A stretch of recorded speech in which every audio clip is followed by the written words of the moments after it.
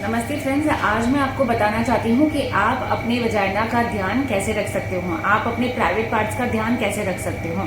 ये बहुत ही ऐसी चीज है जो कोई नहीं बताता है। सब अज्यूम कर लेते कि हम ऑलरेडी इस बात को जानते हैं। छोटे बच्चों तक को भी हम एक्सप्लेन नहीं कर पाते हैं क्योंकि ये बहुत ही प्राइवेट मैटर होता है। किसी को पसंद आता है, किसी को नहीं पसंद आता है, किसी को बुरा लग जाएगा कुछ बात करने से। तो आज इस वीडियो के माध्यम से मैं आप सब लेडीज को ये जानकारी पहुंचाना चाहती हूँ कि जो हमारे जो निजी सवाल होते हैं अपने वजाइना को लेके, अपने प्राइवेट पार्ट्स को लेके, ये सारे सवाल इस वीडियो में मैं आपको सुलझा। सबसे पहला सवाल तो मुझे ओपीडी में पूछते हैं, या कभी कभी मुझे लगता है मेरे दोस्त लोग मुझे पूछते हैं कि दीदी कौन से टाइप का अंडरवेयर हमको पहनना चाहिए। तो इसका जवाब साइंटिफिकली मैं ये देना चाहती हूँ कि कॉटन के अंडरवेयर ही लेडीज के लिए बेस्ट होते हैं, क्योंकि इसमें जो फाइबर्स होते हैं ये ब्रीदेबल फाइबर्स होते हैं। मतलब यहाँ से हवा आर पार जा सकती है और गंदी बदबू या बैक्टीरिया जमने की कोई शिकायत नहीं होती है। इसीलिए कॉटन के अंडरवेयर्स ही बेस्ट अंडरवेयर्स होते हैं पहनने के लिए। दूसरा कॉमन सवाल मोस्ट लेडीज मुझे करते हैं कि दीदी प्राइवेट पार्ट्स को के बाल कैसे निकालें। तो मोस्ट कॉमनली मैं सबको ये बताती हूँ कि निकालने की क्या ही जरूरत है। मतलब आपको सिर्फ ट्रिम करना है।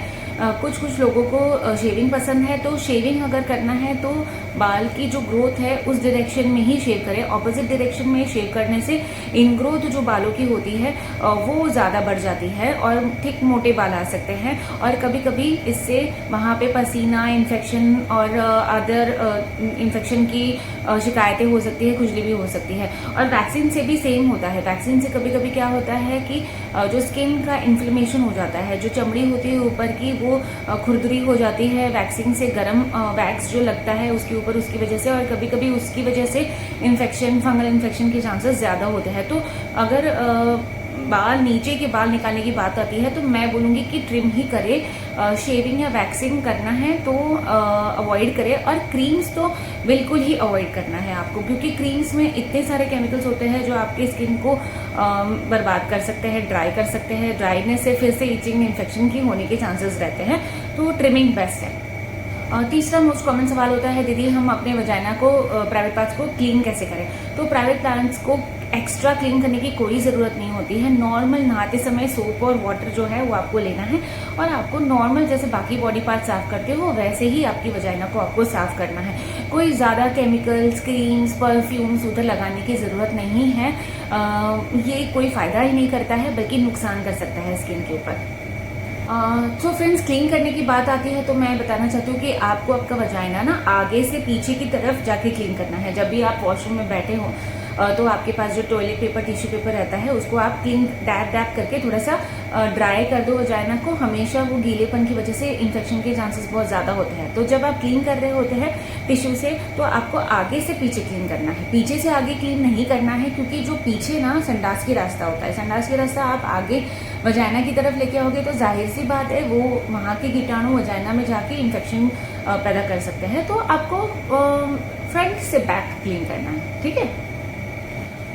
बहुत सारे लोगों को सफेद पानी की शिकायत रहती है, तो सफेद पानी को लेके मेरा अलग से वीडियो है, आप देख लेना। लेकिन इस वीडियो में मैं आपको बताना चाहती हूँ कि थोड़ा अमाउंट सफेद पानी जाना नॉर्मल होता है।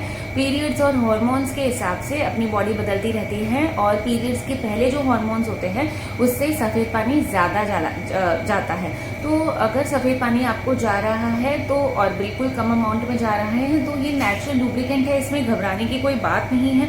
लेकिन अगर आपको सफेद पानी के साथ ज्यादा खुजली हो रही है या रैशेस आ रहे हैं या गंदी बदबू आ रही है या सफेद पानी नहीं बल्कि ग्रीनिश या येलोइश डिस्चार्ज जा रहा है, तो आपको डॉक्टर के पास जाने की जरूरत है, क्योंकि ये जो सफेद पानी है ये इन्फेक्शन के साथ हो सकता है, ठीक है।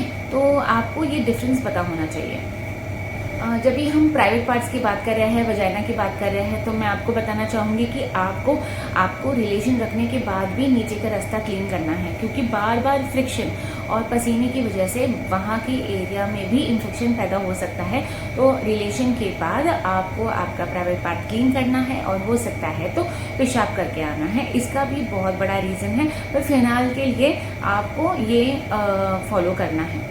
कि इस वीडियो में हम बोल रहे हैं कि आपको आपके प्राइवेट पार्ट्स का ध्यान कैसे रखना है। तो मैं आपको बताना चाहती हूँ कि आपको आपका पीरियड्स का जो कैलेंडर है उसको हम मेंस्ट्रुअल कैलेंडर बोलते हैं, ये आपको सही से मेंटेन रखना है। कब आपको पीरियड लास्ट आया था, अब इस महीने में कब है ड्यू पीरियड्स, क्योंकि पीरियड्स की थोड़ी सी भी ऊपर नीचे बॉडी में कोई तकलीफ है ये इशारा करती है। तो ये हमको पीरियड्स हमको रेगुलर आने चाहिए। पीरियड्स में कोई इरेगुलरिटी है, मतलब हमारी बॉडी में कोई प्रॉब्लम है, तो अगर हमारी पीरियड्स की रेगुलरिटी डिटेक्ट हो जाती है तो सारे बॉडी का चेकअप होना बहुत ज़रूरी है कारण जानने के लिए। ठीक है, एक तो हमने जाना वजाना हेल्थ के बारे में कि पीरियड्स को कैलेंडर हमको मेंटेन करके रखना है। इसके लिए बहुत सारे ऐप्स अवेलेबल है ऐप स्टोर पे, आप जाके ढूंढ सकते हो। Periods calculator, menstrual cycle tracker, तो ये सारे ऐप्स आप डाउनलोड करके आपका पीरियड्स आप ट्रैक कर सकते हो।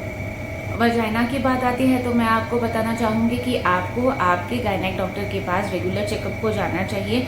अगर आपको कोई भी शिकायत नहीं है लेकिन आपको 1 साल हो गया है आप अपने गायनेक डॉक्टर से विजिट नहीं किए हो, तो आपके गायनेक डॉक्टर के पास आपको रेगुलरली साल में एटलीस्ट 1 बार जाना चाहिए रेगुलर चेकअप के लिए।